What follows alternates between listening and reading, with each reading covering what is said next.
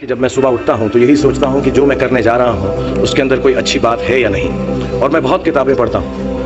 As a matter of fact मेरे पास खुद कुछ 15 या 20 हज़ार किताबें मेरे पास घर में हैं। और मैं हर वक्त दिन में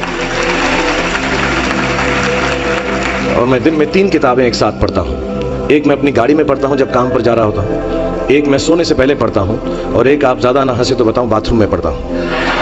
सो आई रीड ऑल 3 बुक्स। और मैंने बहुत सारी सेल्फ हेल्प और सेल्फ रियलाइजेशन की किताबें भी पढ़ी हैं, लेकिन इस किताब की एक यूनिकनेस है।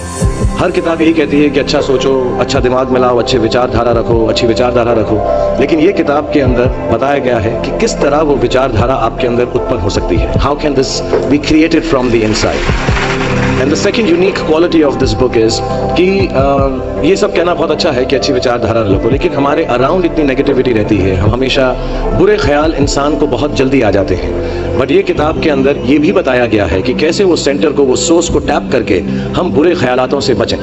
As a matter of fact ये हमारी ज़िंदगी की सबसे बड़ी लड़ाई होनी चाहिए। मैं इस किताब में से 2 पंक्तियाँ आपको बताना चाहूँगा कि हमें लगता है कि विचारों वाला रावण ज़्यादा शक्तिशाली है, पर उसे ताकत कहाँ से मिलती है? उसे ताकत हमसे ही मिलती है, हमारी सोच से मिलती है। इस किताब में उस सोच को कंट्रोल करना सिखाया गया है। और मैं इस्लामिक रिलीजन का हूँ, मैं मुस्लिम हूँ। हमारे में एक वर्ड है जो बहुत मिसयूज़ होता है, जिहाद।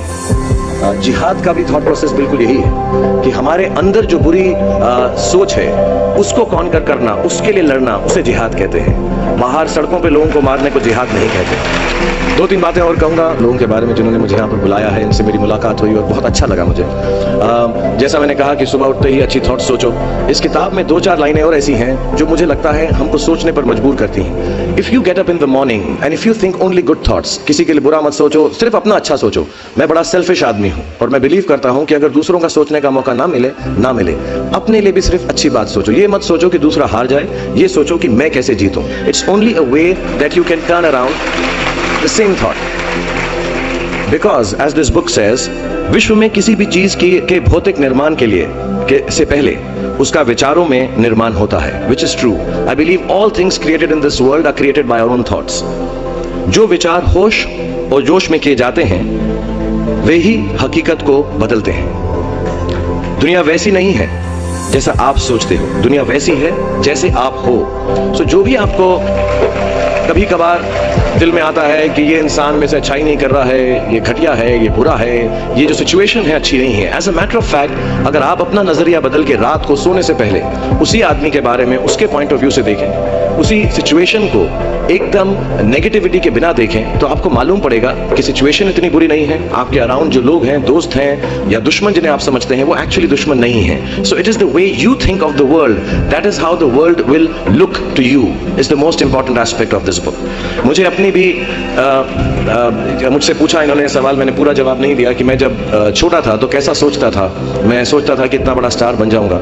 आई रिमेंबर मैंने टीवी में एक सीरियल किया था, आप लोग शायद बहुत सारे यहाँ पे छोटे इन्होंने देखा नहीं होगा, एक फौजी सीरियल किया था मैंने। एंड पहली बार जब मैं सड़क में जा रहा था तो मैंने देखा 2 औरतें 3 व्हीलर में हैं, और सडनली उन्होंने मुझको देखा। मेरा नाम उस सीरियल में अभिमन्यु राय था, फौजी में। और सडनली उन्होंने मुझे देखा और मैंने नोट किया कि उनके मुंह पे इतनी बड़ी मुस्कान आ गई है मुझे देखते ही कि हाय शाहरुख शाहरुख, ऐसा करके वो चिल्लाने लगे। And to me the greatest moment in my life and the greatest desire in my life became कि मैं लोगों को मुस्कुराने की रीजन दे सकूं, उनको मुस्कुराने का रीजन दे सकूं। तो जब मैं मुंबई आया, जैसे जवान लोगों के थॉट्स होते हैं कि मैं बहुत पैसे कमाऊंगा, बहुत नाम कमाऊंगा, बड़ा घर करूंगा, मेरे दिमाग में 2 मेन चीजें इन सब मटेरियल चीजों के पीछे थी। आज मेरे पास अल्लाह के फजल करम से सब है, लेकिन इन चीजों के पीछे, ये गाड़ी मांगने के पीछे, घर मांगने के पीछे, और मुझे लगता नहीं ये बुरा है। I think all of you should imagine all the good material things that you want, but behind them there were 2 good thoughts. 1, मेरे माँ बाप की डेथ हो चुकी थी, एंड मेरे दिल में एक ही अरमान था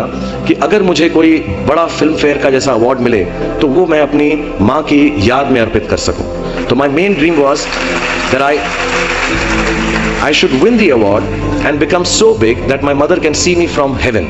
मेरे दिल में ये था। और दूसरी बात ये थी कि जो भी मैं काम करूं, जितने साल भी मैं काम करूं, मैं लोगों को मुस्कुराने के रीजंस देता रहूं। So my thoughts were always very positive, my reasons were very very clear कि I will do this to bring smiles to people's faces, and that's the God's honest truth. Today sometimes I don't need any of it, but I keep working day and night 20 hours a day. मेरे बेटे का जन्मदिन था परसों, और उसने कहा आप मेरे साथ नहीं हो। मैंने कहा मैं काम पे जाऊंगा, बिकॉज लोगों की मुस्कुराहट मेरे लिए सबसे ज्यादा अहम है। So if you have a good reason, if you have a good reason, all your thoughts and beliefs and everything that you want in this material world will come through. जितने भी जवान पीढ़ी के लोग यहाँ पर हैं मेरे जैसे, जो 20-22 साल के हैं, उन सबसे मैं यही गुजारिश करूंगा कि प्रैक्टिकल पर्पसफुलनेस, कि जो काम आप कर रहे हैं उसका कहीं ना कहीं नतीजा अंजाम मिलना बहुत ज़रूरी है। अगर आप 8 घंटे काम कर रहे हैं तो उसकी आपको तनख्वाह मिलनी चाहिए। अगर आप फिल्मों में काम कर रहे हैं तो आपको उसके लिए अवार्ड मिलना चाहिए। जो भी मटीरियल चीज़ आपके दिल में है, उसकी आस्था उसका दिमाग में, उसको हमेशा रखें। मैं कभी भी किसी बच्चे को ये नहीं कहूँगा कि सारी ज़िंदगी सोशल वर्क में गुजार दो, अच्छे काम करो, सिर्फ प्रेयर करो। No, I think you should go and get what you want in life, all the material things. You should have a big house for your family, you should have a good car for your elder parents, you should be able to educate your sister and your daughter to the best possible way that you can. Please do all that, but somewhere in your heart remember that each job that you do, जो भी कार्य आप करें, जो भी काम आप करें, उससे कहीं ना कहीं ह्यूमैनिटी का कुछ ना कुछ पॉजिटिव होना जरूरी है, कहीं ना कहीं पर उनका बढ़ावा होना जरूरी है। If you keep that thought in mind, मैं भी आपको बताऊंगा, कुछ लोगों ने स्टीव जॉब्स के बारे में सुना होगा, अभी रिसेंटली उनका देहांत हुआ। उनको कैंसर था, पैनक्रियाटिक कैंसर था, एंड उन्होंने एप्पल कंपनी, सबसे बड़ी कंपनी मानी जाती है दुनिया के अंदर आजकल, उन्होंने अपने अंतिम समय में 6 महीने में रियलाइज किया कि जब भी मुझे मालूम पड़ा कि अब मेरी मौत करीब है, मुझको फेलियर और सक्सेस दोनों का डर या उससे खुशी खत्म हो गई। मेरे दिल में सिर्फ एक ही बात थी कि जब भी मैं कोई चीज बनाऊंगा, कंप्यूटर बनाऊंगा या कोई भी गुड बनाऊंगा, उससे इंसानों का, ह्यूमैनिटी का क्या फायदा होगा। So I want to tell all the youngsters, please do whatever you want to do in terms of being well off materially, but somewhere keep a spiritual thought that the world should be a better place because you are born in it.